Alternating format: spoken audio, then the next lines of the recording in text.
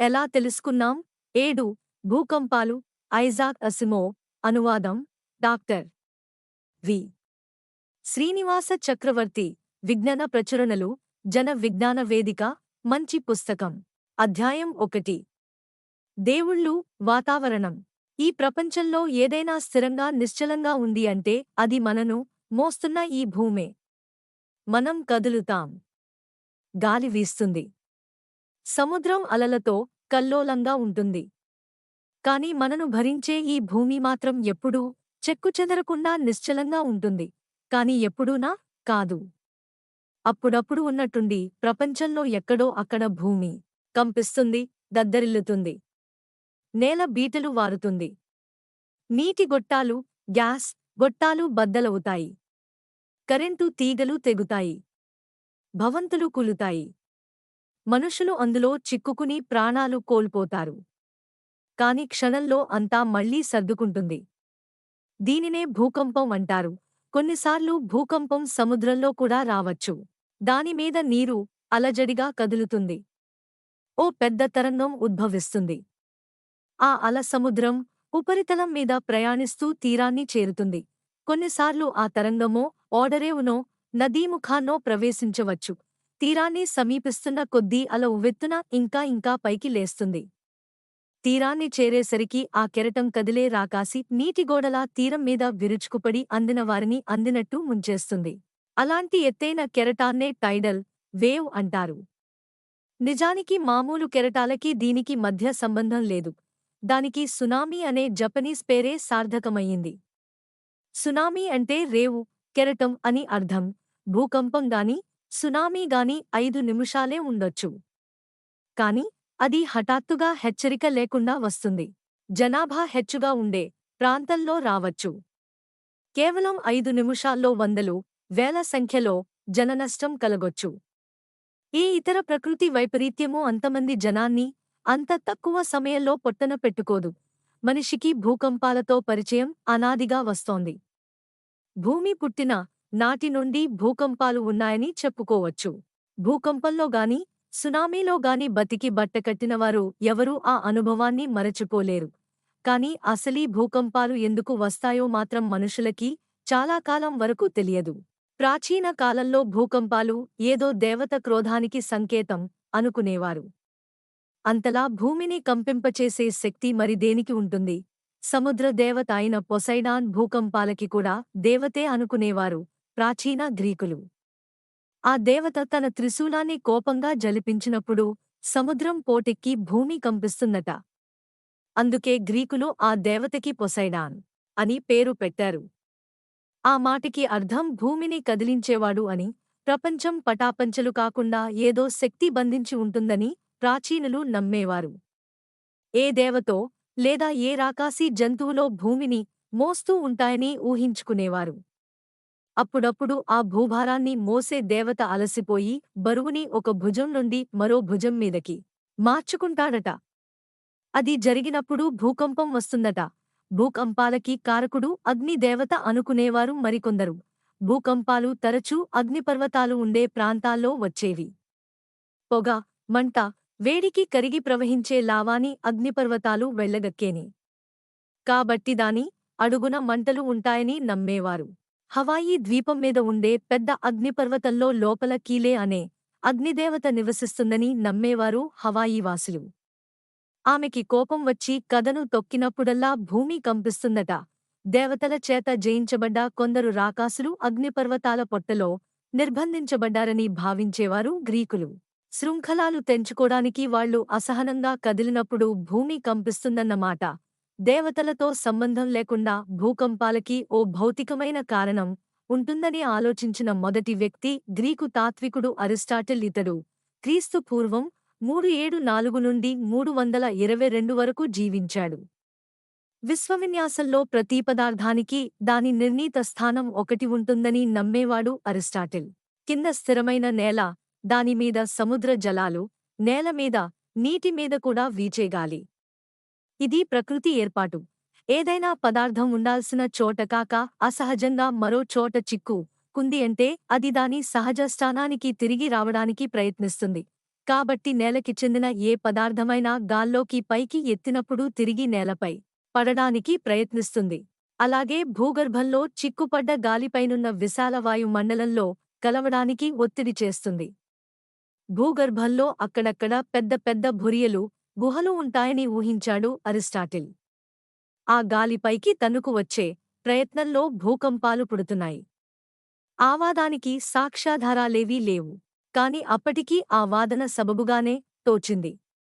కొన్ని శతాబ్దాల పాటు అంతకన్నా మెరుగైన కారణం ఎవరూ కనుక్కోలేకపోయారు. అధ్యాయం 2. తరంగాలని కనుక్కోనడం. మనిషికి అర్థం కానంత మాత్రాన భూకంపాలు ఆగలేదు. భూకంపాలు వస్తూనే ఉన్నాయి, మనుషులు నాశనమవుతూనే ఉన్నారు. 1556 జనవరి 24న చైనాలో షెన్సీ అనే ప్రాంతంలో భూకంపం వచ్చింది. అందులో 8,89,000 మంది ప్రజలు ప్రాణాలు కోల్పోయారు. భూకంపాల వల్ల కలిగిన జననష్టం దృష్ట్యా అది రికార్డు. 1703 డిసెంబర్ 30న జపాన్లో టోక్యో నగరంలో వచ్చిన భూకంపంలో 2,00,000 మంది చనిపోయారు. 1737 అక్టోబర్ 11న కలకత్తాలో వచ్చిన భూకంపంలో 3,00,000 మంది చనిపోయారు. ఆ రోజుల్లో సైన్సు వేగంగా అభివృద్ధి చెందుతున్న పాశ్చాత్య యూరప్లో ఎక్కడో తూర్పు దేశాల్లో వచ్చిన ఆ అవాంతరాల గురించి ఎవరూ పట్టించుకోలేదు. అలా ఉండగా 1755 నవంబర్ 1న పాశ్చాత్య యూరప్లో దురదృష్టం తలుపు తట్టింది. ఆ రోజు పోర్చుగల్ రాజధాని అయిన లిస్బన్ నగరంలో భూమి కంపించింది. పక్కనే ఉన్న సముద్రంలో కూడా సంక్షోభం చెలరేగింది. రాజధానిలో ఇంచుమించు ప్రతి భవంతి కుప్పకూలిపోయింది. వేలమంది జనం ఆ కూలిన గోడల కింద చిక్కుకుపోయారు. అది చాలనట్టు రేవు మీద ఓ పెద్ద సునామీ విరుచుకుపడింది. 15 మీటర్ల ఎత్తైన కెరటం అప్పటికే నేలమట్టనైన ఊరిని ముంచెత్తింది. భూమి మరో 2 సార్లు కంపించింది. కొన్ని ప్రదేశాలలో అగ్నులు చెలరేగాయి. సముద్రం వెనక్కు మళ్లీ నేల కుదుట పడేసరికి ఒక్క ఘడియలో 60,000 మందిని పోగొట్టుకున్న నగరం శోకవేదికే అయ్యింది. అత్యధిక విధ్వంసం లిస్బన్ నగరంలోనే జరిగినా పోర్చుగల్లో ఇతర ప్రాంతాల్లో కూడా విధ్వంసం తప్పలేదు. దక్షిణాన స్టేట్ ఆఫ్ జిబ్రాల్టర్ దాటగా వచ్చే మొరొకోలో కూడా వేలమంది మరణించారు. దక్షిణ యూరప్ మాత్రమే కాక ఉత్తరాన ఇంచుమించు స్కాట్లాండ్ వరకు కూడా, అంటే కొన్ని మిలియన్ల చదరపు కిలోమీటర్ల విస్తీర్ణత గల సువిస్తార భూభాగంలో కంపన తెలిసివచ్చింది. అప్పట్నుండి యూరప్లో భూకంపాల మీద ధ్యాస పెరిగింది. భూగర్భంలో చిక్కుకున్న గాలి గురించి అరిస్టాటిల్ చెప్పిన కథలని జనం నమ్మడం మానేశారు. 1800ల నాటికి శక్తి యొక్క తత్వం గురించి, భూమి యొక్క అంతరంగ నిర్మాణం గురించి శాస్త్రవేత్తలు కొంత తెలుసుకున్నారు. భూగర్భంలో పెద్దగా గాలి లేదని కూడా తెలుసుకున్నారు. పోనీ ఉన్నా కూడా దానికి భూకంపాలు కలుగచేసేటంత శక్తి లేదని కూడా అర్థం చేసుకున్నారు. భూమి అంతరంగ నిర్మాణాన్ని అధ్యయనం చేసిన వారిలో ఇంగ్లాండ్కి చెందిన జాన్ మిచెల్ ఒకడు. భూమిని తవ్వినప్పుడు బహిర్గతమయ్యే రాతిలోని పదార్థం పొరలు పొరలుగా ఉంటుందన్న విషయాన్ని ఎంతోమంది లాగానే అతడు గమనించాడు. ఆ పొరలనే స్తరాలు, స్ట్రేటా అంటారు. కొన్నిసార్లు ఈ పొరలు చదునుగా, బల్లపరుపుగా ఉంటాయి. మరి కొన్నిసార్లు వంపుతిరిగి ఉంటాయి. వాటిని చూస్తే భూమి అంతరంగాన్నే ఏదో మెలిపెట్టినట్టు ఉంటుంది. 2 రాతి పొరలు ఒకదాన్నాకటి రాచుకున్నప్పుడు ఆ పొరలు అలా మెలిపెట్టబడి ఉంటాయని 1760లో మిచెల్ ప్రతిపాదించాడు. పొరలు రాచుకున్నప్పుడు కంపనలు పుట్టి అక్కడి నుండి నలుదిశలా వ్యాపిస్తాయి. ఆ కంపనలే భూకంపాలు అన్నాడు మిచెల్. సముద్ర గర్భంలో పుట్టిన భూకంపమే సునామీకి కారణం అని సూచించిన మొదటివాడు మిచెల్. లిస్బన్లో జరిగింది సరిగ్గా అదే అన్నాడు. వివిధ ప్రాంతాలలో భూకంపం అనుభవమైన కాలాలను బట్టి కంపనలు ఎంత వేగంగా ప్రయాణిస్తాయో లెక్క పెట్టవచ్చు. అదేవిధంగా కంపనలు ప్రయాణించే మార్గాలని గుర్తించి కంపనలు ఎక్కడి నుండి ఆరంభమయ్యాయో కూడా అంచనా వేయొచ్చు. మొదట భూకంపం ఎక్కడైతే పుట్టిందో, రాళ్లు ఎక్కడైతే రాసుకోగా భూకంపం పుట్టిందో ఆ ప్రదేశాన్నే భూకంపం యొక్క అధికేంద్రం, ఏపీ సెంటర్ అంటారు. భూకంపాలు తరచూ అగ్నిపర్వతాలు ఉన్న ప్రాంతాల్లో వస్తాయని ప్రాచీనుల లాగానే మిచెల్ కూడా గమనించాడు. ఉష్ణం చాలా ముఖ్యమైన శక్తి స్వరూపం అని అతడికి తెలుసు. అగ్నిపర్వతాలలోని ఉష్ణశక్తే భూకంపానికి కావలసిన శక్తిన సరఫరా చేస్తోందని భావించాడు మిచెల్. బహుశా అగ్నిపర్వతాలలోని వేడి వల్ల భూగర్భ జలాలు, భూగర్భంలో గాలికన్నా నీరు ఉండే అవకాశం ఎక్కువ, వేడెక్కి ఆవిరి కావచ్చు. అలా ఆవిరైన నీరు రాళ్లని కదిలించి భూకంపం సృష్టించవచ్చు. అరిస్టాటిల్ వాదన మీద ఇది ఒక పైమెట్టు.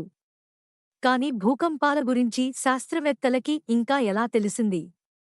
మిచెల్ చెప్పిన భూకంప తరంగాలని అధ్యయనం చేయడానికి వీలవుతుందా? సరిగ్గా భూకంపం సంభవిస్తున్న ప్రదేశంలో దాన్ని అధ్యయనం చేయడం అంత శ్రేయస్కరం కాకపోవచ్చు. 1755 నవంబర్ 1న లిస్బన్లో వచ్చిన భూకంపాన్ని అధ్యయనం చేయడానికి ఎవరైనా పూనుకుని ఉంటే 5 నిమిషాలలో వాళ్లు కీర్తిశేషులు అయ్యుండేవాళ్లే. కాని భూకంప తరంగాలు దూరంగా ప్రయాణిస్తున్న కొద్దీ బలహీనమవుతాయి. భూకంపం అధికేంద్రం నుండి 30 కిలోమీటర్ల దూరంలో ఉన్న శాస్త్రవేత్త ఆ తరంగాలని సురక్షితంగా అధ్యయనం చేయొచ్చు. పైగా భూకంపాలలో ఎన్నో తరగతులు ఉన్నాయన్న విషయాన్ని మరచి పోకూడదు. గొప్ప విధ్వంసాన్ని సృష్టించగల భూకంపాలు తక్కువే. కాని కొద్దిగా కిటికీలని టపటపలాడించే, తలుపులని దడదడలాడించే భూకంపాలు చాలా ఉంటాయి. అసలు తెలిసి తెలియనట్లు వచ్చిపోయే బుల్లి భూకంపాలు మరెన్నో. కాబట్టి చిన్న భూకంపాల వల్ల వచ్చే చిన్న వణుకు దగ్గర నుండి పెద్ద భూకంపాల వల్ల కలిగే మహాకంపనల వరకు కనిపెట్టడానికి ఏదైనా పద్ధతి ఉందా? చివరికి 1855లో అంటే లిస్బన్ భూకంపం వచ్చిన 100ఏళ్లకి అటువంటి సాధనం ఒకటి తయారయ్యింది. దాన్ని కనిపెట్టినవాడు లూయిగి పామియరి అనే ఇటాలియన్ దేశస్థుడు. పామియరి సాధనంలో నేలకి సమాంతరంగా అమర్చబడ్డ ఓ గొట్టం ఉంటుంది. గొట్టానికి ఇరుపక్కల కొసలు కొద్దిగా పైకి వంపు తిరిగి ఉంటాయి. గొట్టాన్ని పాక్షికంగా పాదరసంతో నింపుతారు. నేల అదిరినప్పుడు గొట్టంలో ఉన్న పాదరసం అటూ ఇటూ కదులుతుంది. కంపన ఎంత బలంగా ఉంటే పాదరసం కదలిక అంత ఎక్కువగా ఉంటుంది. కదిలిన పాదరసం గొట్టం కొసల వద్ద ముందు కొద్దిగా పైకి తరువాత కిందకి జరుగుతుంది. గొట్టానికి 2 కొసల వద్ద పైకి వంగి ఉన్న చోట పాదరసంలో తేలుతూ ఉండేలా ఇనుప సూచికలను అమర్చాడు పామియరి. పాదరసం కదిలినప్పుడు ఇనుప సూచికలు కదులుతాయి. ఇదే మొట్టమొదటి సీస్మోమీటర్. ఇది భూకంపమానిని అనే అర్థం వచ్చే గ్రీకు మూల శబ్దాల నుండి వచ్చిం. పామియరి నిర్మించిన సీస్మోమీటర్ చీమ చిటుక్కుమన్నా సున్నితంగా స్పందించేది. దాంతో ఆ వచ్చేది భూకంపమో లేక దారిన పోయే ఎద్దుల బండో చెప్పలేని దుస్థితి ఏర్పడింది. అంతకన్నా మెరుగైన సాధనాన్ని 1880లో జాన్ మిల్ అనే బ్రిటిష్ శాస్త్రవేత్త రూపొందించాడు. 1875లో ఇతడు ఉద్యోగ రీత్యా జపాన్లో టోక్యో నగరానికి వెళ్లాడు. అక్కడ ఇంపీరియల్ కాలేజ్ ఆఫ్ ఇంజనీరింగ్లో భౌగోళిక శాస్త్రం, గనుల శాస్త్రం నేర్పడం ఇతడి పని. ఆ ఉద్యోగం వల్ల భూకంపాలని అధ్యయనం చేయడానికి చక్కని అవకాశం దొరికింది.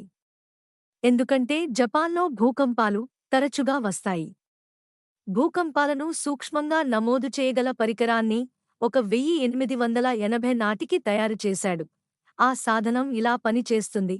ఓ బరువైన గొట్టాన్ని నేలకి సమాంతరంగా ఉన్న ఓ లోహపు కడ్డీకి వేలాడదీస్తారు. లోహపు కడ్డీ ఓ స్తంభానికి తగిలించి ఉంటుంది. అడ్డుగా ఉన్న లోహపు కడ్డీ స్తంభాన్ని కలిసే చోట ఓ కదిలే జాయింటు ఉంటుంది.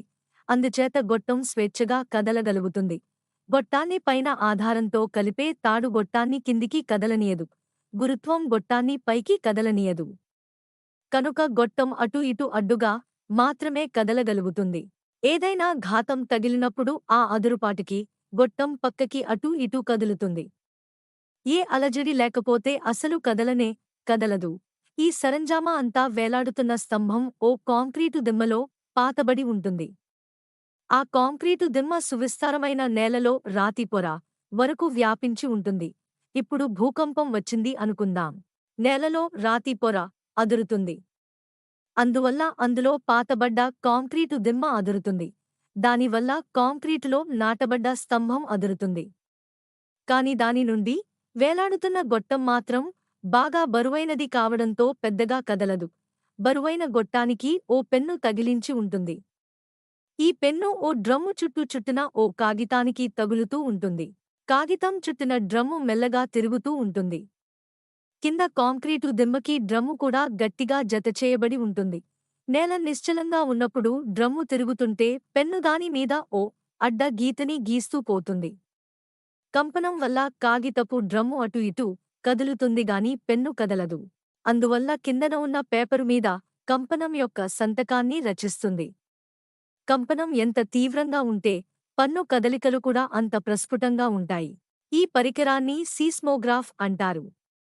అది భూకంప రచన అన్న అర్థం వచ్చే గ్రీకు మూల శబ్దాల కూర్చు. అయితే కాగితం మీద పెన్ను కదులుతున్నప్పుడు పెన్సుకి, కాగితానికి మధ్య రాపిడి ఉంటుంది. ఆ రాపిడి వల్ల మరీ సూక్ష్మమైన నేల కదలికలని పట్టుకోవడం కష్టం. ఈ రోజుల్లో డ్రమ్ము చుట్టూ మామూలు కాగితం బదులు కాంతికి స్పందించే ఫోటోగ్రాఫిక్ కాగితాన్ని చుడుతున్నారు. వేలాడుతున్న గొట్టానికి ఓ చిన్న అద్దం అంటించి ఉంటుంది.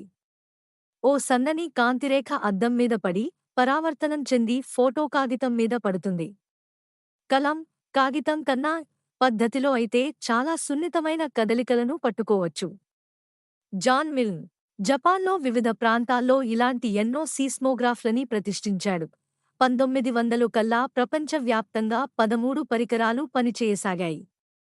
ఈ రోజుల్లో ప్రతి ఖండంలోనూ, చివరికి అంటార్కిటికాలో కూడా వందలాది సీస్మోగ్రాఫ్లు ఉన్నాయి. అధ్యాయం 3. భూగర్భంలో సీస్మోగ్రాఫ్లు ఇచ్చే సమాచారాన్ని విశ్లేషించడం మొదలుపెట్టిన శాస్త్రవేత్తలకి భూకంప తరంగాలలో ఎన్నో రకాలు ఉన్నాయని అర్థమయ్యింది. కొన్ని తరంగాలు అవి కదిలే దిశలోనే ముందుకి వెనక్కి కంపించేవి. మరికొన్ని వాటి గమనదిశకి అడ్డుగా ప్రకంపించేవి.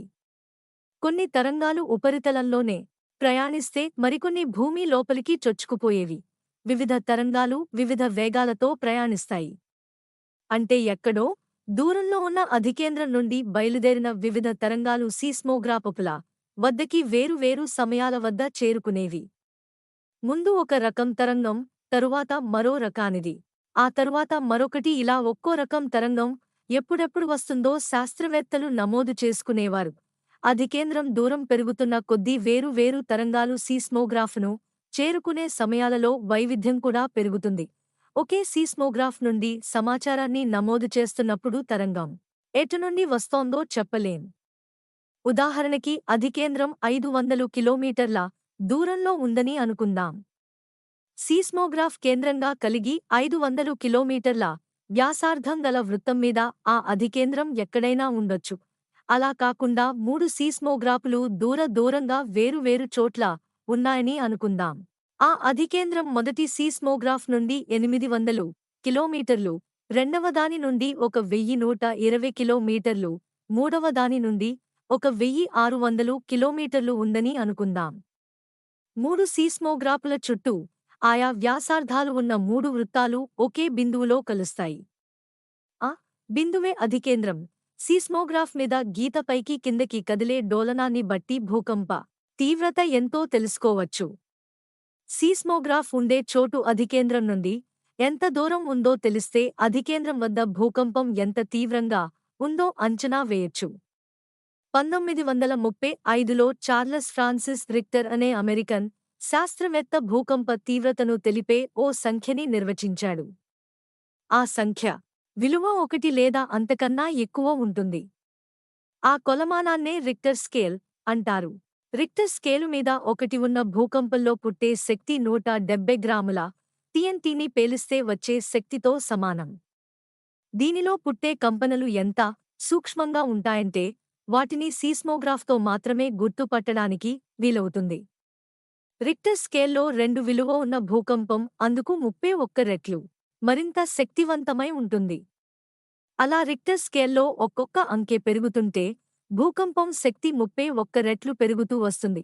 9 రిక్టర్ స్కేల్ వద్ద వచ్చిన భూకంపం 200 మిలియన్ టన్నుల TNT పేలుడుతో సమానం. అయితే రిక్టర్ స్కేల్ 9 వద్ద ఇంతవరకు ఎప్పుడూ భూకంపం రాలేదు. 8 కూడా చాలా ఎక్కువే. 1906లో సాన్ ఫ్రాన్సిస్కోని ధ్వంసం చేసిన భూకంపం రిక్టర్ స్కేలు మీద 8.25 వద్ద ఉందట.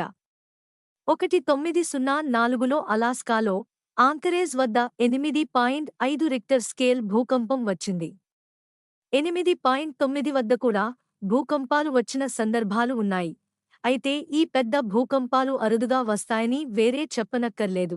ప్రతి ఏటా భూమిలో కొన్ని మిలియన్ల భూకంపాలు వస్తూ ఉంటాయి. కానీ వాటిలో చాలా మటుకు చిన్న చిన్నవే అయ్యుంటాయి. సగటున సాలుకి ఒక భూకంపమే రిక్టర్ స్కేలులో 8 దాటుతుంది. అయితే కొన్ని ఏళ్లు సగటు కన్నా బాగా ఎక్కువ సంఖ్యలో భూకంపాలు వస్తాయి. ఉదాహరణకి 1906లో 8 నిమిషాలు మించిన భూకంపాలు 7 వచ్చాయి. ఎక్కువ జనం నివసించని చోట పెద్ద భూకంపం వచ్చినా పెద్దగా నష్టం రాకపోవచ్చు. కానీ జనసాంద్రత ఎక్కువగా ఉన్న నగరంలో చిన్న భూకంపం అయినా గొప్ప వినాశనం కలుగచేయగలదు. అలాగే అర్భకమైన కట్టడాలకి బదులు బలమైన కట్టడాలు ఉన్న నగరంలో అయితే విధ్వంసం తక్కువగా ఉండొచ్చు. కాబట్టి కేవలం రిక్టర్ స్కేల్ని బట్టి ఆ భూకంపం ఎంత ప్రమాదకరమో చెప్పలేం. భూమిపై పొరలలో ప్రయాణించే ఉపరి తరంగాలు సర్ఫేస్ వేవ్స్ మనకు ఎంతో ఉపయోగకరమైన సమాచారాన్ని ఇస్తాయి. భూమి ఉపరితలం నుండి సూటిగా భూగర్భంలోకి చొచ్చుకుపోయి ఉపరితలంలో మరో స్థానాన్ని చేరుకోగల అంతరంగ తరంగాలు బాబీ వేవ్స్ ఇంకా విలువైన సమాచారాన్ని అందిస్తాయి. భూమి అంతరంగం వరకు పోయి ఎగిరి ఉపరితలాన్ని చేరుకోగల మొట్టమొదటి వస్తువు చరిత్రలో ఈ అంతరంగ తరంగాలే. వాటి నుండి భూగర్భ అంతరంగ నిర్మాణాన్ని గురించి తెలుసుకోవచ్చు. 1909లో ఓ శాస్త్రవేత్త ఈ సమస్యని పరిశోధించడం ఆరంభించాడు. అతడే యుగోస్లోవియాకి చెందిన ఆండ్రియా మొవహోరావికిక్. భూమిలోకి బాగా లోతుగా చొరబడలేని అంతరంగ తరంగాలు ఉపరి తరంగాల కన్నా నెమ్మదిగా ప్రయాణిస్తాయని అతడు నిరూపించాడు. లోపలికి చొచ్చుకుపోతున్న కొద్దీ తరంగం వేగం పెరుగుతుంది. బాగా లోతుకిపోతే వాటి వేగం ఉపరితరంగాల వేగంతో సమానం కావచ్చు, లేదా ఇంకా ఎక్కువైనా కావచ్చు.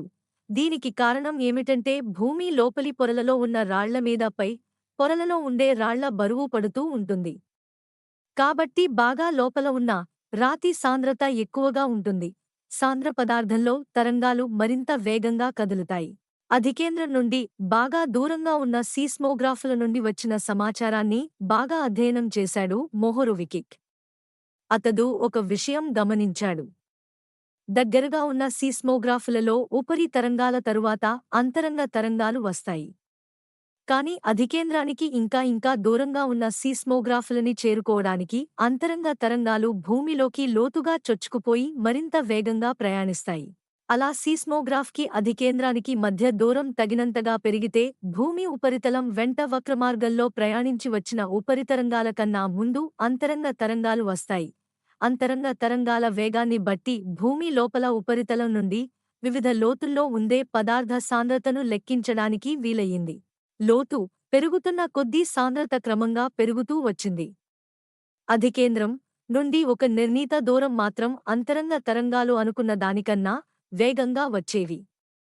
అంటే ఒక ప్రత్యేక లోతు వద్ద వాటి వేగం అకస్మాత్తుగా పెరుగుతోంది అన్నమాట. అలా లక్షణాలలో హఠాత్తుగా వచ్చే మార్పునే విచ్ఛిన్నత అంటారు.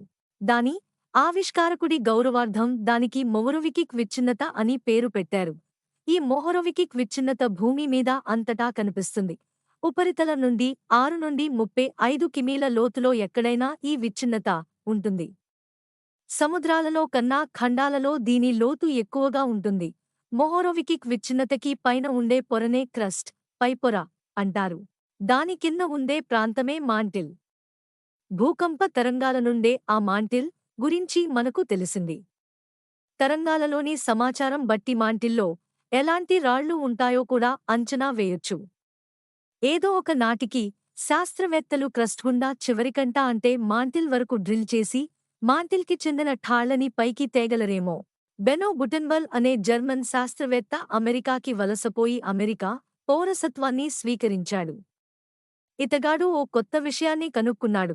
1914లో గుటెన్బర్గ్ సూటిగా భూమి కేంద్రం ద్వారా ప్రసరించే భూకంప తరంగాలని అధ్యయనం చేశాడు. అలాంటి తరంగాలు కొంత లోతుకి పోయాక హఠాత్తుగా వేగం మార్చుకోవడమే కాక ప్రసార దిశను కూడా మార్చుకుంటాయని అతడు నిరూపించాడు. భూమి ఉపరితలం కింద 2900 కిలోమీటర్ల అడుగున మరో విచ్ఛిన్నత ఉందని అతడు కనుక్కున్నాడు. దీన్ని గుటెన్బర్గ్ విచ్ఛిన్నత అంటారు. మొహొరొవికిక్ విచ్ఛిన్నత నుండి గుటెన్బర్గ్ విచ్ఛిన్నత వరకు విస్తరించి ఉన్నదే మాంటిల్. గుటెన్బర్గ్ విచ్ఛిన్నత నుండి భూమి కేంద్రం వరకు విస్తరించి ఉన్న ప్రాంతాన్ని కోర్ అంటారు. ఒక విధంగా చూస్తే భూమి అంతరంగ నిర్మాణం కోడిగుడ్డు నిర్మాణాన్ని పోలి ఉంటుంది. కేంద్రంలో ఉన్న కోర్ గుడ్డులో చందమామ లాంటిది. దాని చుట్టూ ఉండే మాంటిల్ గుడ్డులో తెల్లసేనలాంటిది. గుడ్డుపైన ఉండే గట్టి పెంకులాంటిది క్రస్ట్. భూమి లోపలికి పోతున్న కొద్దీ ఉష్ణోగ్రత పెరుగుతూ ఉంటుంది. గుటెన్బర్గ్ విచ్ఛిన్నతను చేరుకునే సరికి ఉష్ణోగ్రత 3110 సెంటీగ్రేడ్ ఉంటుంది. మాంటిల్ ఘనంగానే ఉన్నా చాలా వేడిగా ఉంటుంది. కోర్ ఇంకా వేడిగా ఉంటుంది. 2 రకాల అంతరంగ తరంగాలు ఉన్నాయి. ఒకటి ముందుకి, వెనక్కు అంటే ప్రసార దిశలో ఊగిసలాడుతుంది. వీటిని దైర్ఘ్య తరంగాలు అంటారు. రెండవది ప్రసార దిశకి అడ్డుగా ఊగిసలాడుతుంది. వీటిని తిర్యక్ తరంగాలు అంటారు. దైర్ఘ్య తరంగం గుటెన్బర్గ్ విచ్ఛిన్నతను చేరుకున్నదంటే కొద్దిగా దిశ మారినా ఇంకా ముందుకి సాగిపోతుంది. కాని తిర్యక్ ప్రకంపనం గుటెన్బర్గ్ విచ్ఛిన్నత వద్ద ఆగి వెనక్కు మళ్లుతుంది. దైర్ఘ్య తరంగం ద్రవ్యాలలో ప్రసారం కాగలదుగాని తిర్యక్ తరంగం కాలేదు అన్న విషయం శాస్త్రవేత్తలకి తెలుసు. తిర్యక్ తరంగాలకి ప్రవేశమివ్వడం లేదు కనుక భూమి యొక్క కోర్ ద్రవ్య రూపంలో ఉండి ఉండాలని శాస్త్రవేత్తలు ఒక నిర్ణయానికి వచ్చారు. కోర్ ద్రవ్యం కనుక, అత్యధిక సాంద్రత గలది కనుక అందులో రాయికి బదులు లోహం ఉండి ఉండాలని శాస్త్రవేత్తలు భావించారు. సర్వసామాన్యమైన సాంద్రమైన లోహం ఇనుము కనుక భూమి కోర్ అంతా కుతకుతలాడే ద్రవ్య ఇనుము అని, అందులో ఇనుమును పోలిన నికెల్ అనే మూలకం కూడా కలిసిందని శాస్త్రవేత్తలు భావించారు. ఆ విధంగా భూకంపాల వల్ల భూమి అంతరంగాన్ని గురించిన ఎంతో విలువైన సమాచారం అందింది. భూకంపాలే లేకుంటే ఆ సమాచారం మనకు దొరికే అవకాశమే ఉండేది కాదు.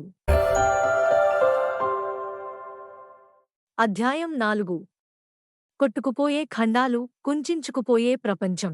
భూకంపాల సహాయంతో భూమి యొక్క అంతరంగం గురించి తెలుసుకున్నాం. బాగానే ఉంది. కాని ఇంతకీ అసలు భూకంపాలు ఎందుకు వస్తాయో ఇంకా తెలుసుకోలేదు. నేలలో పొడవైన చీలికలు ఉన్న చోట భూకంపాలు తరచూ వస్తుంటాయని గుర్తించారు. నేలలో పొడవాటి రేఖలు ఉంటాయి. ఆ రేఖకి ఒక పక్క ఉన్న నేలకి, అవతలి పక్క ఉన్న నేలకి మధ్య పొంతన కుదరదు. అలాంటి రేఖలనే దోషాలు, ఫాల్ట్స్ అంటారు. కాలిఫోర్నియాలో పశ్చిమ భాగంలో సాన్ ఆండ్రియాస్ దోషం అనే ఓ ప్రసిద్ధ దోష రేఖ ఉంది. ఈ దోష రేఖ వెంటనే ఓ భూకంపం బయలుదేరి 1906లో సాన్ ఫ్రాన్సిస్కోని ధ్వంసం చేసింది. భూకంపం వచ్చినప్పుడు దోషరేఖకి ఒక పక్క ఉన్న నేల కదులుతుంది. ఇంచుమించు 3 నుండి 6 మీటర్ల మేర వరకు ముందుకిగాని, పైకిగాని జరుగుతుంది. అవతలి పక్క కిందకిగాని వెనక్కుగాని కదులుతుంది. అది చూస్తే మిచెల్ అన్నది నిజమేననిపిస్తుంది. దోషరేఖకి ఒక పక్క ఉన్న రాయి రెండవ పక్క ఉన్న రాయికి సాపేక్షంగా కదిలింది. ఆ రాపిడి వల్ల తరంగాలు పుట్టాయి. భూమి కంపించింది. సాన్ ఆండ్రియాస్ దోషరేఖ మీద పేల్ పెరిటో పాస్ ప్రాంతంలో తగినంత తీవ్రతతో రాపిడి, కదలిక సంభవించిందంటే ఆ ప్రాంతంలో ఓ పెనుభూకంపం వచ్చే అవకాశం ఉంది. కాని అసలు ఆ కదలిక ఎందుకు జరుగుతుంది? భూమి అంతరంగం అంతా వేడిగా ఉంటుంది కాబట్టి అది చల్లబడుతూ ఉండి ఉండాలన్న ఆలోచన తట్టింది శాస్త్రవేత్తలకి. బహుశా భూమి మొట్టమొదట ఏర్పడినప్పుడు అత్యధిక ఉష్ణోగ్రత వద్ద ఉండి అప్పట్నుంచి క్రమంగా చల్లబడుతూ వస్తోందేమో. అలా భూమి చల్లబడుతుంటే నేల కుంచించుకుని పైపొర అయిన కస్ట్ మడతలు పడి ఆ విధంగా కొండలు, పర్వతాలు ఏర్పడ్డాయేమో. అయితే ఈ పరిణామం చాలా నెమ్మదిగా జరుగుతుంది. ఆ పరిణామంలో ఒక రాయి మరో రాయిని రాసుకుని భూకంపం పుడుతుంది. ఈ సిద్ధాంతం కూడా అంత బాగా పనిచేయలేదు. 1890లలో శాస్త్రవేత్తలు యురేనియం, థోరియం వంటి భారమైన మూలకాలు సహజంగా విచ్ఛిన్నం అవుతాయని గుర్తించారు. అవి విచ్ఛిన్నం అయినప్పుడు కొద్దిగా ఉష్ణం వెలువడుతుంది. ఒక్క పరమాణువు విచ్ఛిన్నం అయితే పెద్దగా వేడి పుట్టదు. కాని అనుక్షణం భూమి లోపల కోటానుకోట్ల పరమాణువులు విచ్ఛిన్నం అవుతుంటాయి. ఈ పరమాణువులన్నీ వెలువరించే వేడిమి భూమి పూర్తిగా చల్లబడకుండా ఆపుతుంది. అంటే భూమి కుంచించుకునే అవకాశం లేదు. కాబట్టి భూకంపాలు ఈ విధంగా పుట్టే అవకాశం లేదు. అందుకని మరో సిద్ధాంతం ప్రతిపాదించారు. ఖండాల ఆకృతిని బట్టి ఈ సిద్ధాంతం రూపొందింది. ప్రపంచపటాన్ని ఒకసారి గమనిస్తే దక్షిణ అమెరికా తూర్పు తీరం, ఆఫ్రికా పశ్చిమ తీరంతో సరిగ్గా సరిపోయినట్టు కనిపిస్తుంది. రెండు ఖండాలని పక్కకి జరిపితే రెండూ జిగ్సా పజిల్లో మాదిరి చక్కగా అమరిపోవడం కనిపిస్తుంది. ఈ విడ్డూరాన్నే 1620లోనే బ్రిటిష్ ఫ్రాన్సిస్ బేకన్ గుర్తించాడు. దక్షిణ అమెరికా, ఆఫ్రికా ఖండాలు ఒకప్పుడు ఓ అవిచ్ఛిన్న భూభాగంలో భాగాలేమో. ఆ అవిచ్ఛిన్న భూమి రెండుగా చీలి, ఆ రెండు ముక్కలు దూరంగా జరిగిపోయాయేమో. ఆల్ఫ్రెడ్ లోతార్ వెగెనర్ అనే జర్మన్ శాస్త్రవేత్త సరిగ్గా ఇలాగే ఆలోచించాడు. ఎన్నో కోట్ల ఏళ్ల క్రితం ఖండాలన్నీ ఒకే అవిచ్ఛిన్న మహాఖండంలో భాగాలుగా ఇమిడిపోయి ఉండేవని 1912లో అతడు సూచించాడు. ఆ మహాఖండానికి పాంజియా అని పేరు పెట్టాడు.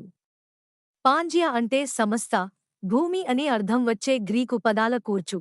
పాంజియా విడిపోయి ఖండాలన్నీ దూరదూరంగా జరిగిపోయాయని అతడి ఆలోచన. ఖండాలలో అధిక భాగం గ్రానైట్ అనే రాయితో నిర్మించబడి ఉన్నాయని సూచించాడు వెగెనర్. గ్రానైట్ పొర కింద ఇంకా భారమైన బేసాల్ట్ పొర ఉంది.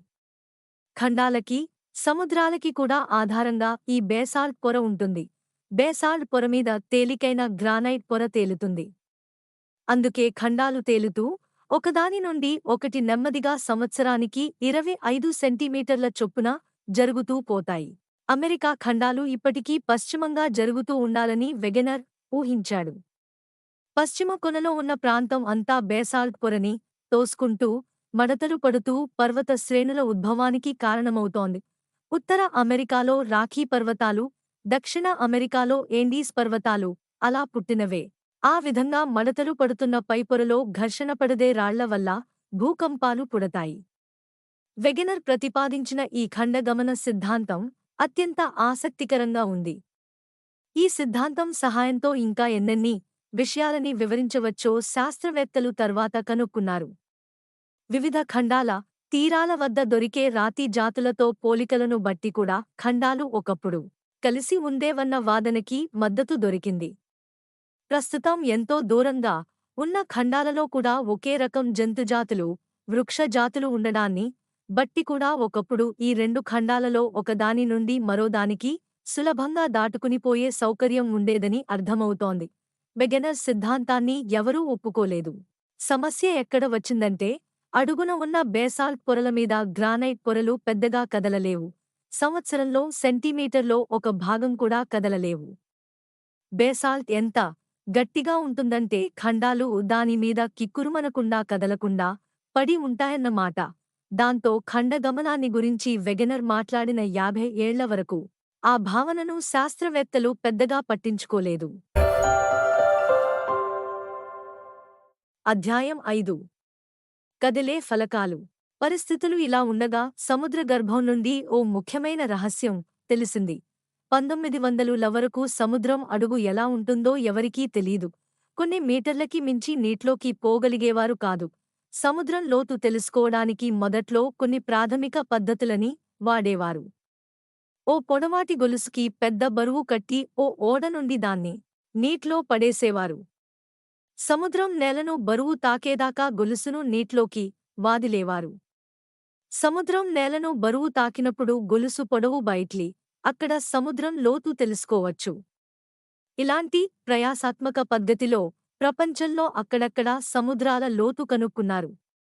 ఆ విధంగా 1850లలో అట్లాంటిక్ సముద్రంలో ఎన్నో చోట్ల లోతు కనుక్కున్నారు. ఆ రోజుల్లో మనుషులు ఆ సముద్రం అడుగు వెంబడి టెలిగ్రాఫ్ కేబుళ్లు వేసే ప్రయత్నంలో ఉన్నారు. ఆ కేబుళ్లు వేస్తే యూరప్కి, ఉత్తర అమెరికాకి మధ్య సమాచార సంబంధాలు ఏర్పడతాయి. ఆ విధంగా అట్లాంటిక్ సముద్రం ఒక అంచు నుండి మరో అంచు వరకు లోతు కొలుస్తూ పోతుంటే చివర్లో కన్నా నడిమధ్యలో లోతు తక్కువగా ఉన్నట్టు తెలిసింది. అంటే సముద్రం మధ్యలో లోయకి బదులు పీఠం దొరికింది అన్నమాట. ఆ పీఠానికే టెలిగ్రాఫ్ పీఠం అని పేరు పెట్టారు. మొదటి ప్రపంచ యుద్ధ సమయంలో పాల్ లాంగెవిన్ అనే ఫ్రెంచ్ శాస్త్రవేత్త నీటిలో ప్రసారం కాగల ఒక విధమైన తరంగాలని సృష్టించే పద్ధతి కనిపెట్టాడు. ఈ తరంగాలు నీటిలో ప్రసారం అయ్యి అడ్డువచ్చిన ఘనవస్తువులని ఢీకొని పరావర్తనం చెంది వెనక్కి వస్తాయి. అలా అడ్డంకిని తాకి వెనక్కు వచ్చిన ప్రతిధ్వనిని గుర్తించగలిగామంటే ప్రతిధ్వని తిరిగి రావడానికి పట్టే సమయం బట్టి ఆ వస్తువు ఎంత దూరంలో ఉందో కనుక్కోవచ్చు. ఈ పద్ధతిని ఉపయోగించి శత్రువుల జలాంతర్జాములు ఎక్కడున్నాయో గుర్తించవచ్చని లాంగెవిన్ ఆలోచన. కాని ఆ పరికరం తయారయ్యే లోపలే యుద్ధం ముగిసింది. యుద్ధం తరువాత ఆ పరికరాన్ని, దీనికి సోనార్ అని పేరు, సముద్రం లోతు కొలిచేందుకు వినియోగించారు. ఈ పరికరం సహాయంతో సముద్రం లోతును ఎన్నో చోట్ల సునాయాసంగా కొలవడానికి వీలయ్యింది. 1922లో మీటియార్ అనే ఓ జర్మన్ ఓడ అట్లాంటిక్ సముద్రం లోతు కొలిచేందుకు బయలుదేరింది. అట్లాంటిక్ నడిమధ్యలో ఉన్న ఎత్తైన ప్రాంతం పీఠభూమి కాదని, అందులో బాగా మిట్టపల్లాలు ఉన్నాయని శాస్త్రవేత్తలు కనుగొన్నారు. 1925 కల్లా అంతవరకు పీఠభూమి అనుకుంటున్నది నిజానికి ఓ అతిదీర్ఘమైన పర్వత శ్రేణి అని, అది మధ్య అట్లాంటిక్ ప్రాంతం అంతా నిలువునా ఆర్కిటిక్ నుండి అంటార్కిటిక్ వరకు విస్తరించి ఉందని కనుక్కున్నారు. కాలక్రమంగా ఆ పర్వత శ్రేణి కేవలం అట్లాంటిక్కే పరిమితం కాదని కూడా తెలిసింది. ఆ పర్వత శ్రేణి దక్షిణ ఆఫ్రికా కొమ్ము నుండి ఇండియన్ సముద్రం వరకు కూడా విస్తరించి ఉంది. అది ఇంకా ముందుకి సాగి పసిఫిక్ సముద్రంలోకి కూడా ప్రవేశిస్తుంది. దీనికి మధ్య సముద్ర శ్రేణి అని పేరు పెట్టారు. సముద్రం లోతును కొలిచే పద్ధతులు ఇంకా మెరుగు అవుతూ వచ్చాయి. 1950లలో విలియం మారిస్ ఎవింగ్ ఆధ్వర్యంలో ఓ అమెరికన్ శాస్త్రవేత్తల బృందం సవివరంగా కొలతలు తీసుకుంది. మధ్య సముద్ర శ్రేణి వెంబడి ఓ లోతైన అగాధం విస్తరించి ఉందని 1953లో ఎవింగ్ చాటాడు.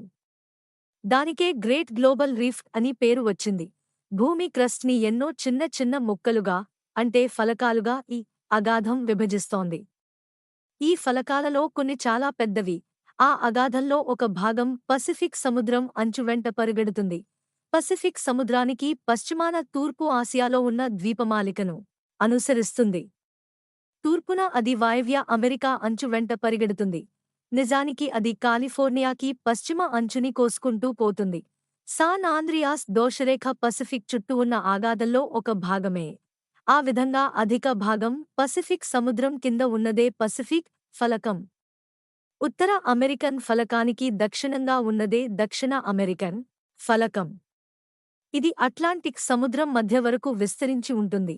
అట్లాంటిక్ సముద్రం మధ్యలో అగాధానికి అవతలి పక్క ఉన్నది ఉత్తరానికి యురేసియన్ ఫలకం, దక్షిణాన ఆఫ్రికన్ ఫలకం.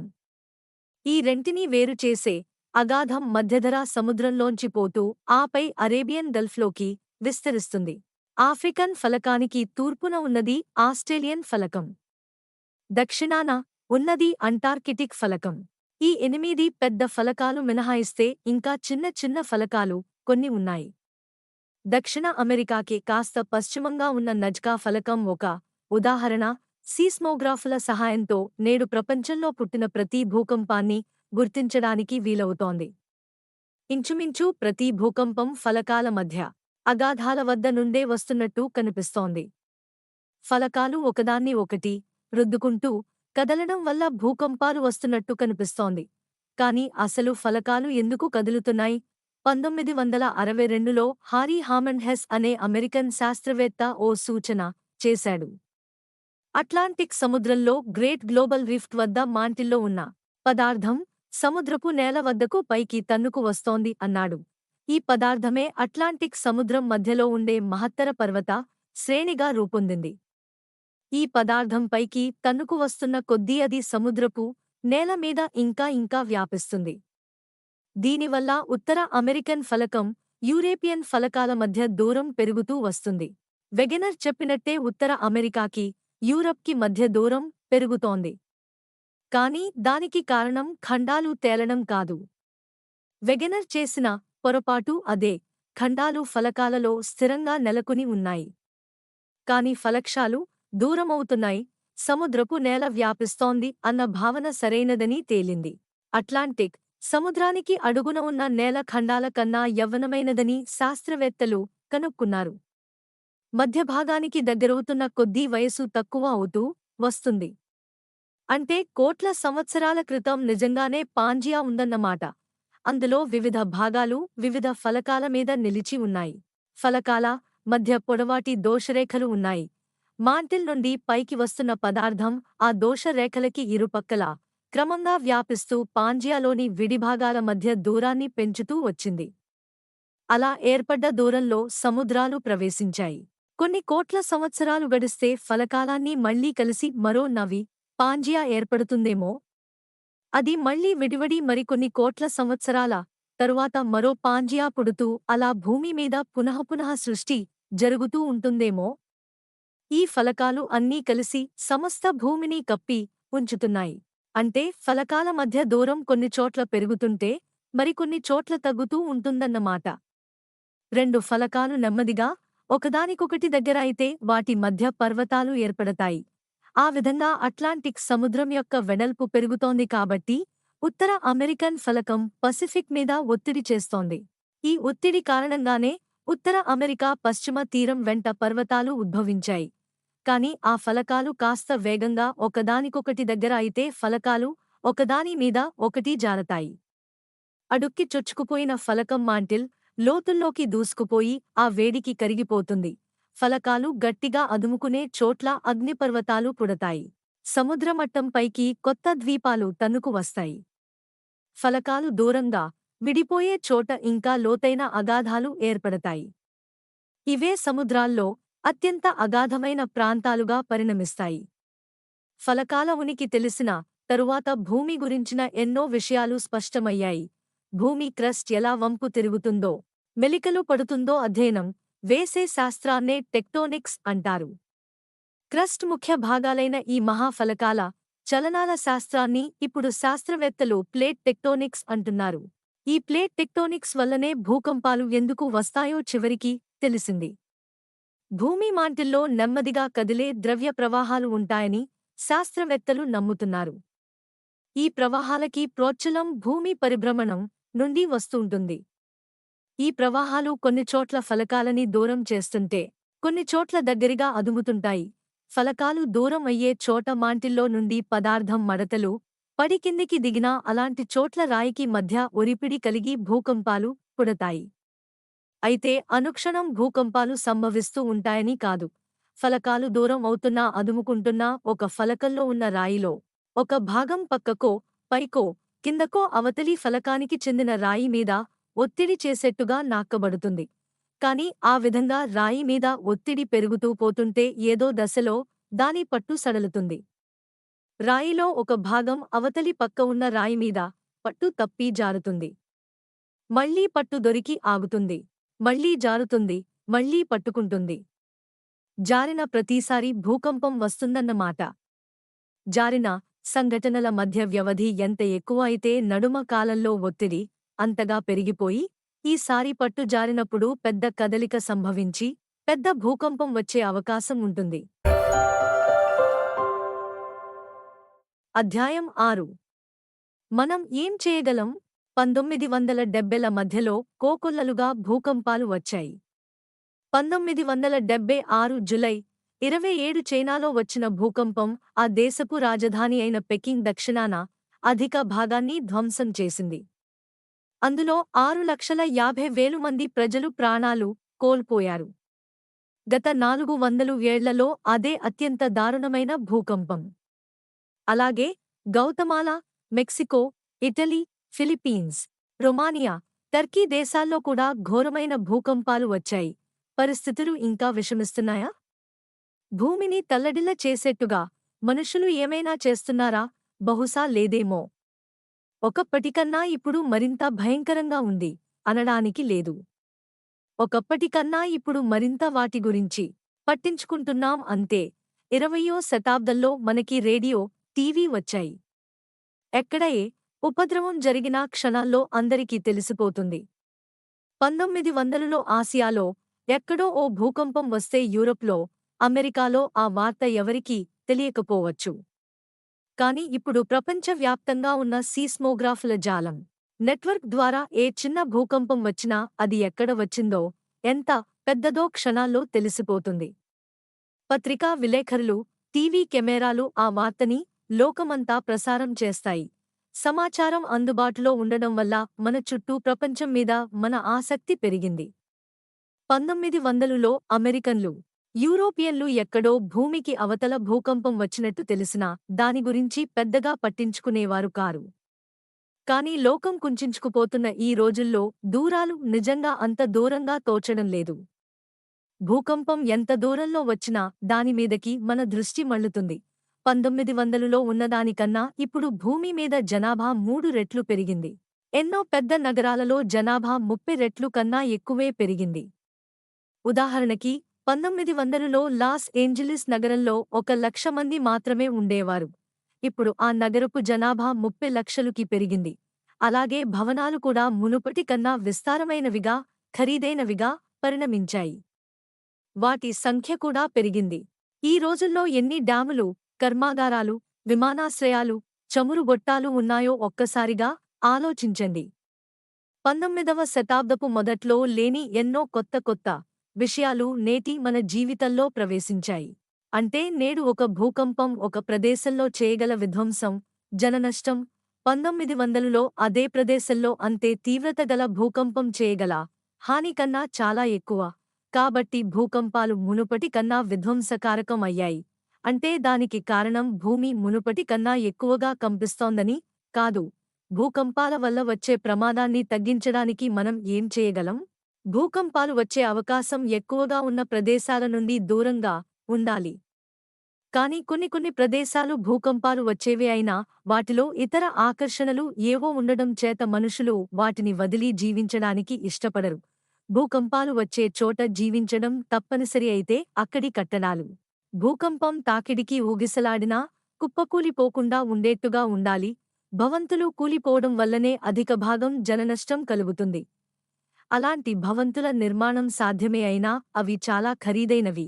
భూకంపం వస్తోందని ముందుగా చెప్పగలిగితే కనీసం జనం తమ ఇళ్లలోంచి బయటికి రావడానికి గాని, లేదా ఆ ప్రదేశాన్ని పూర్తిగా విడిచిపెట్టి పోవడానికి గాని అవకాశం ఉంటుంది. వస్తు నష్టం కలిగినా కనీసం ప్రాణ నష్టం కలగకుండా ఉంటుంది. కాని భూకంపాల రాకని అంచనా వేయడం ఎలా? భూకంపం వచ్చే ముందు కొన్ని చిహ్నాలు కనిపిస్తాయని గమనించారు. అలాంటి మార్పులలో దోషరేఖ వెంట భూమి ఉబ్బెత్తుగా పైకి రావడం ఒకటి. అలాగే ముందు చిన్న చిన్న కంపనాలు వస్తాయి. రాళ్లు కొద్దిగా దూరంగా జరిగి నీరు లోపలికి ఇంకుతుంది. లేదా ముందే నేలలో బంధించబడ్డ నీరు పైకి ఊరవచ్చు. అంటే బావులలో నీటి మట్టంలో మార్పులు రావచ్చు. లేదా మట్టి నీరు కలవడం వల్ల మట్టి బురదగా మారొచ్చు. అలాగే రాళ్లలో నిర్బంధించబడ్డ కొన్ని వాయువులు పైకి తన్నుకు రావచ్చు. భూమిలో విద్యుత్తరంగాలకి ప్రవేశాన్నిచ్చే తత్వంలో కొద్దిగా మార్పులు రావచ్చు. రాళ్లలో సహజ అయస్కాంతతలో మార్పులు కనిపించొచ్చు. ఈ మార్పులలో ఏవీ కూడా భూకంపం నిశ్చయంగా వస్తుందనడానికి సూచనలు కావు. పోనీ వచ్చినా కూడా దాని తీవ్రత ఎంత ఉంటుందో, దాని అధికేంద్రం ఎక్కడ వస్తుందో చెప్పలేకపోవచ్చు. భూకంపాల గురించి మన అవగాహన పెరుగుతున్న కొద్దీ, దాన్ని గుర్తించగల పరికరాల సున్నితత్వం పెరుగుతున్న కొద్దీ వాటి రాకని ముందుగా చెప్పగల సామర్థ్యం పెరుగుతూ వస్తోంది. నిజానికి మనకీ పరికరాలు కూడా అక్కర్లేదేమో. భూకంపం వచ్చే ముందు జంతువులు అసహనంగా మసలుతాయని అంటారు. గుర్రాలు ఉన్నట్లుండి సకిలించి కాళ్ళు పైకి లేపి దౌడు తీస్తాయట. కుక్కలు మురుగుతాయట. చేపలు ఎగిరెగిరి పడతాయట. మామూలుగా పుట్టల్లోనూ కలుగుల్లోనూ దాక్కునే పాములు, ఎలుకలు వంటి జంతువులు బయటికి ఉరుకుతాయట. చింపాంజీలు చెట్లు దిగి నేలమీదే సంచరిస్తుంటాయట. దీనికి కారణం మనుషుల కన్నా జంతువులకి పదునైన ఇంద్రియాలు ఉండటమే కావచ్చు. అవి ప్రకృతికి చాలా సన్నిహితంగా జీవిస్తాయి కాబట్టి ప్రకృతి గురించి వాటికి సన్నిహితమైన జ్ఞానం అబ్బుతుందేమో. భూమిలో అతి సూక్ష్మమైన కంపనాలని కూడా అవి పసిగట్టగలుగుతాయి. యూరప్లో కన్నా మరింత విధ్వంసాత్మకమైన భూకంపాలు వచ్చే చైనాలో జనాభా కూడా చాలా ఎక్కువ కాబట్టి మనుషులు తమ చుట్టూ జరిగే మార్పులని సున్నితంగా పరిశీలించడం అలవర్చుకున్నారు. జంతువుల ప్రవృత్తిలో ఏ చిన్న మార్చు కనిపించినా, భూమిలో ఏ విచిత్రమైన శబ్దాలు వినిపించినా, బావుల్లో నీటిమట్టంలో ఏ చిన్న తేడా వచ్చినా ఆ విషయాన్ని ప్రజలు నిపుణులకి తెలుపుతారు. అయితే ఈ మార్పులు భూకంపం రాకను సూచిస్తున్నాయా లేక ఇతర కారణాల వల్ల అవి జరుగుతాయా అన్నది చెప్పడం కష్టం. గుర్రం ఉన్నట్టుండి దౌడు తీయడానికి కారణం ఏ పురుగో కుట్టడం కావచ్చు. నేలలో చప్పుడు వినిపించడానికి కారణం ఏ కొండ నుండి దొర్లిన బండరాయో కావచ్చు. ఇదిలా ఉండగా ఏ హెచ్చరిక లేకుండా హఠాత్తుగా వచ్చే భూకంపాలు ఉన్నాయి. అయితే భూకంపాలను ముందే గుర్తించడంలో కొంత విజయాన్ని సాధించినట్టు చైనా నిపుణులు అంటున్నారు. ఈశాన్య చైనాలో ఫిబ్రవరి 1975 4న 7.3 రిక్టర్ స్కేల్ వద్ద ఓ భూకంపం వచ్చింది. దాన్ని ముందే కనిపెట్టారు. జనం ఆ స్థలాన్ని ఖాళీ చేసి వెళ్లిపోయారు. ఎంతో మంది బతికారు. కాని 1976లో జులై 27న ఇంకా పెద్ద భూకంపం వచ్చినా దాన్ని ముందుగా గుర్తించలేకపోయారు. ఒక పట్టణం మొత్తం తుడిచిపెట్టుకుపోయింది. భూకంపం విషయంలో అదృష్టం మీద ఆధారపడడం మంచిది కాదు. భూకంపం వచ్చే సూచనలు కనిపించగానే జనం ఆ ప్రాంతాన్ని ఖాళీ చేసి వెళ్లిపోవాలి. విష్ జరక్కపోతే నిశ్చింతగా తిరిగి రావచ్చు. కాని ఇళ్లని వాదిలిపెట్టి పోవడంలో కొన్ని సమస్యలు ఉన్నాయి. భూకంపం వస్తుంది కదా అని తమ ఇళ్లు వదిలిపెట్టి పోవడానికి జనం ఇష్టపడరు. వ్యాపారం దెబ్బతినవచ్చు. మరో ప్రమాదం ఏంటంటే చాలామంది ఖాళీ చేసి పోయిన నిర్జన ప్రదేశంలో కొంతమంది మాత్రం మిగిలిన దాన్ని కొల్లగొట్టుకుపోవచ్చు. అంతేకాక ఓ పెద్ద నగరాన్ని ఖాళీ చేయించడం అంటే ఓ చిన్న భూకంపం వచ్చినంత గందరగోళం అవుతుంది. భూకంపం వస్తుందన్న వార్తకి స్పందించి ఊరు ఖాళీ చేసి ఓ 2 సార్లు వెళ్లిపోయి బోలెడంత ఇబ్బంది పడి డబ్బు పోగొట్టుకుని అవస్థపడ్డ జనం అది వట్టి వార్తేనని తెలిసిందంటే ఇక భవిష్యత్తులో అలాంటి హెచ్చరికలు వినడం మానేస్తారు. అలాంటప్పుడు నిజంగానే భూకంపం రావచ్చు. అంటే మన భూకంప నిర్ణయ విధానాలని ఇంకా మెరుగుపరుచుకోవాలి. ఫలానా తీవ్రత గల భూకంపం ఫలానా చోట ఫలానా సమయంలో వస్తుందని ఖచ్చితంగా చెప్పగలిగితే నిపుణులు చేసే హెచ్చరికలను ప్రజలు తప్పకుండా వింటారు. భూకంపాలని నివారించడం వీలవుతుందా? భూమిలో ఫలకాలని కదలకుండా నిలపడం మనుషుల తరం కాదు. ఘనపాషాణాలు ఒకదాన్నొకటి రుద్దుకోకుండా నివారించడమూ సాధ్యం కాదు. కాని రాళ్ల కదలికలు మరింత సులభతరం చేయడం సాధ్యమేమో. దోషరేఖ వెంబడి రాళ్ల మధ్య ఒత్తిడి పెరిగిపోతూ ఉంటే రాళ్ళు ఒకదాని మీద ఒకటి కాస్త జారి, మళ్లీ అతుక్కుని, మళ్లీ జారి, మళ్లీ అతుక్కుని ఇలా పదే పదే జరుగుతూ ఉంటుంది. ఈ ప్రక్రియ వల్ల ఏటా ఎన్నో చిన్న చిన్న భూకంపాలు వస్తుంటాయి. ఓ 50 ఏళ్ల కాలంలో అలాంటి వందలాది భూకంపాల వల్ల కిటికీ రెక్కలు టపటపలాడడం, మనుషులు గుండెలు దడదడలాడడం తప్ప పెద్ద అపాయమేమీ జరక్కపోవచ్చు. అలా కాకుండా రాళ్ళు ఒకదాని మీద ఒకటి జారి, మళ్లీ అతుక్కుని, ఇంకా అతుక్కుని, ఇంకా అతుక్కుని, అలా ఓ 50 ఏళ్లపాటు ఒత్తిడి పెరుగుతున్నా కూడా అతుక్కునే ఉండిపోవచ్చు. అలా ఒత్తిడి పెరుగుతూ ఒక దశలో 50 ఏళ్లలో జారాల్సినంత దూరాన్ని రాళ్ళు కొద్ది నిమిషాల్లో జారితే ఫలితం ఓ పెను భూకంపమే అవుతుంది. కాబట్టి రాళ్ళు అడపాదడపా సులభంగా జారగలిగే అవకాశం కల్పిస్తే మంచిదేమో. దానివల్ల చిన్న చిన్న భూకంపాలు వస్తే వచ్చాయి. పెను భూకంపం నివారించబడుతుంది. దోషేఖ వెంబడి బావులు తవ్వి వాటిలోకి అధిక పీడనం వద్ద నీరు పరీపిస్తే రాళ్ల మధ్య ఆ నీరు దూరి అవి మరింత తేలికగా జారగలిగే వీలు కల్పిస్తుందేమో. దానివల్ల చిన్న చిన్న కదలికలు సంభవిస్తాయేమో గాని పెద్ద భూకంపం రాదు. మరి ఈ పద్ధతి నిజంగా పనిచేస్తుందా? ఏమో, ఎవరికి తెలుసు. ఈ పద్ధతి నిజంగా పనిచేస్తే ఏదో విధంగా రాళ్ళు సులభంగా ఒకదాని మీద ఒకటి జారగలిగే ఏర్పాటు చేయగలిగితే భవిష్యత్తులో ఇక భూకంపాల భయం లేకుండా మానవజాతి సుఖంగా బతుకుతుంది.